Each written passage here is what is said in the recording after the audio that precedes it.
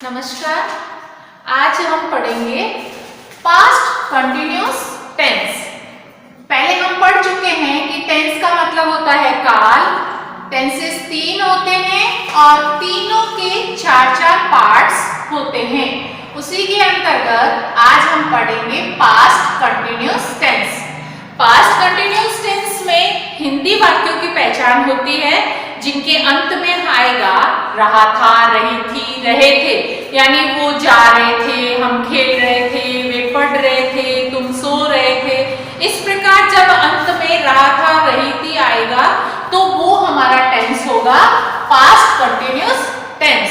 तो इनकी ट्रांसलेशन करते समय इंग्लिश ट्रांसलेशन में हम वाज वर्ब और वर्ब की फर्स्ट फॉर्म के साथ आईएनजी का प्रयोग करेंगे।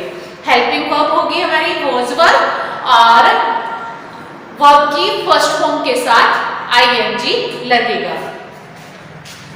तो वाक्य बनाते समय सबसे पहले सब्जेक्ट वाज या वर्ब, वर्ब की फर्स्ट फॉर्म के साथ आईएनजी, ऑब्जेक्ट।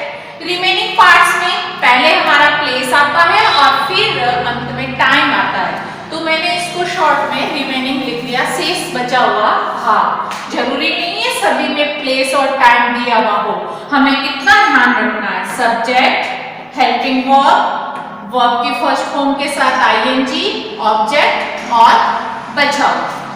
तो देखते हैं हम बना के एक बार सेंटेंसेस। बच्चे मैदान में खेल रहे थे। ये रहे थे, क्या कर रहे थे?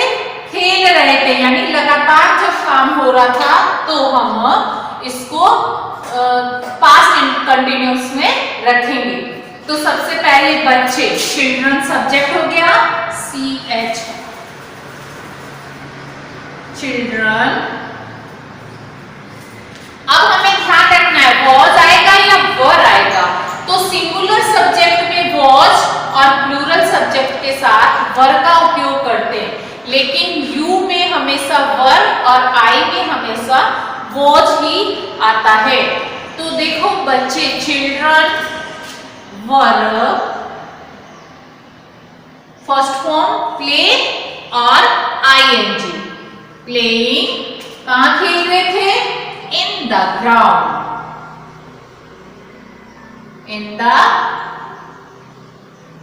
ground. Children were playing in the ground. वह बाजार से फल ला रहा था। क्या कर रहा था? ला रहा था। रहा था आया है, इट मीन्स हमारा पास्ट कंटिन्यूअस टेंस है। तो सबसे पहले सब्जेक्ट ही के साथ क्या आएगा? सिंगुलर सब्जेक्ट है तो वॉज, ही वॉज, लाना, ब्रिंग और ING, bringing. He was bringing, क्या ला रहा था? जब मैंने कहा जब हम क्रिया से क्वेश्चन करते हैं तो जो हमारा उत्तर आता है वो हमारा ऑब्जेक्ट होता है। ला रहा था, क्या ला रहा था? फल। ही वॉज ब्रिंगिंग फ्रूट्स। कहां से ला रहा था? From the market.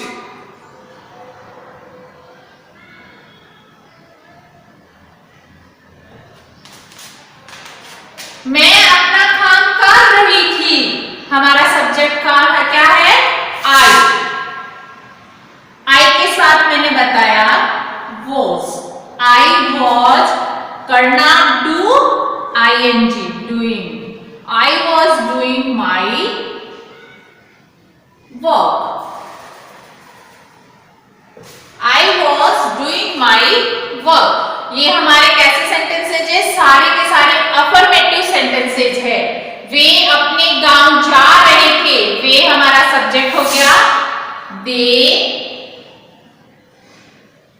Subject plural है तो हमारी हेल्पिंग वर्ब भी प्लूरल आ जाएगी। दे वर, गो यानी जाना, आईएनजी, गोइंग, अपने गांव, टू देयर विलेज।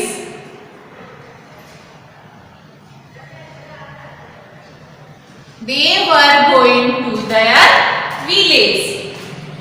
वह तुम्हें पढ़ाने आ रही थी। देखो हमारे यहाँ पे दो क्रियाएं आई है, एक तो आना और एक पढ़ाना। मैंने पिछले टेंस में बताया था कि जब जिस क्रिया के अंत में ना नहीं है उसको टू से जोड़ना, चाहे वो किसी भी टेंस की हो, फर्स्ट फॉर्म में आएगी। किसी भी टेंस में आई हो वो फर्स्ट फॉर्म में आएगी। जैसे ही आ रही थी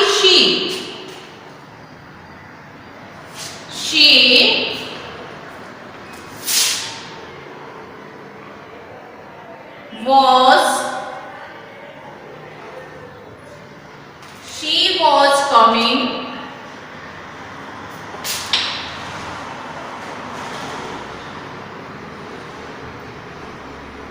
अब सेकंड क्या, कहाँ आ रही थी, पढ़ाने आ रही थी। क्या करने आ रही थी, पढ़ाने। she was coming to teach, किसको, you।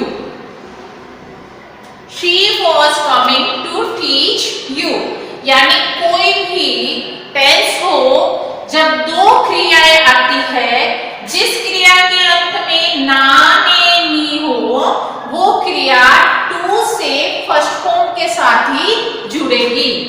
हम वाक्य बनाना सीख रहे थे, तो हम हमारा सब्जेक्ट बहुवचन है तो बहुवचन हमारी helping, we were learning, learn यानी सीखना, लर्निंग क्या, टू मेक सेंटेंस।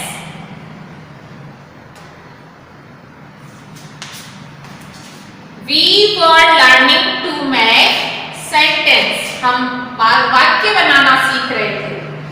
तुम पार्क में घूमने जा रहे थे, यहाँ भी हमारी दो वर्ब आई है क्या, एक तो जा रहे थे और एक तो घूमने। तो तुम यू हो गई, मैंने बताया था यू के साथ वर्ब और आई के साथ वॉज। यू वर गो यानी जाना, आईएनजी गोइंग, टू से जोड़ दो दूसरी form, going to walk in the park. कहां जा रहे थे, in the park. You were going to walk। तो देखो मैंने तो बताया था कि पास्ट कंटिन्यूअस टेंस में was were प्लस ing आता है, लेकिन दूसरी क्रिया नाने की वाली आई तो हमने टू से वर्ब की फर्स्ट फॉर्म लगाई। ये किसी भी टेंस में आओ जब दो क्रियाएं आती है और जिस क्रिया के अंत में नाने नहीं होता है वो टू प्लस वर्ब की फर्स्ट फॉर्म से जुड़ता है वाक्य के अंतर्गत। ये तो हमारे हो गए अफर्मेटिव सेंटेंसेस। कैसे हैं अफर्मेटिव सेंटेंसेस? और जब हम इनको नेगेटिव बनाएंगे तो नेगेटिव बनाने के लिए हमने सीखा था हेल्पिंग वर्ब के बाद नॉट लगा करके वाक्य को नेगेटिव बना देना। तो हम यहाँ क्या करेंगे, सबसे पहले लिखेंगे सब्जेक्ट, फिर लिखेंगे was were, हमारी हेल्पिंग वर्ब है इस टेंस में, फिर नॉट और फिर बचा हुआ MV plus ING plus object plus remaining, not plus MV plus ING और फिर ऑब्जेक्ट प्लस ऑब्जेक्ट और फिर बचा हुआ जो भी प्लेस है या टाइम है जो भी बचा हुआ है वो रिमेनिंग के अंतर्गत आ जाएगा। तो फर्स्ट बनाते देखें, children were playing in the ground. तो हम इसको नेगेटिव बनाएंगे तो क्या लिखेंगे, सब्जेक्ट, अब वॉज वर में क्या है वर, क्या लगाएंगे नॉट, क्या आ जाएगी वर्ब की फर्स्ट फॉर्म के साथ आईएनजी, फिर बचा हुआ in the garden, in the ground,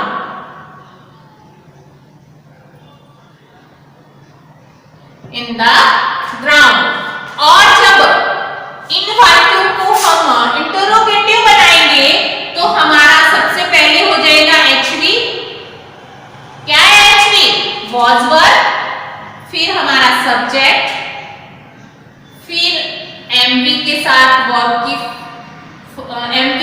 MV first form plus ING, फिर हमारा ऑब्जेक्ट और फिर बचा हुआ रिमेनिंग। इस प्रकार हम वाक्य की रचना करेंगे।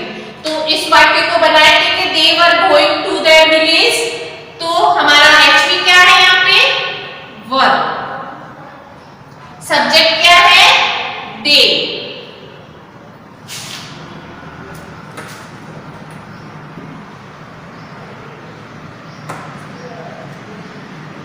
वर्ब दे।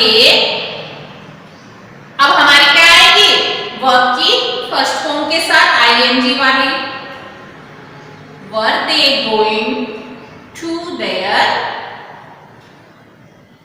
विलेज। समझ में आ गया? पीछे क्वेश्चन मार्क आएगा, क्यों?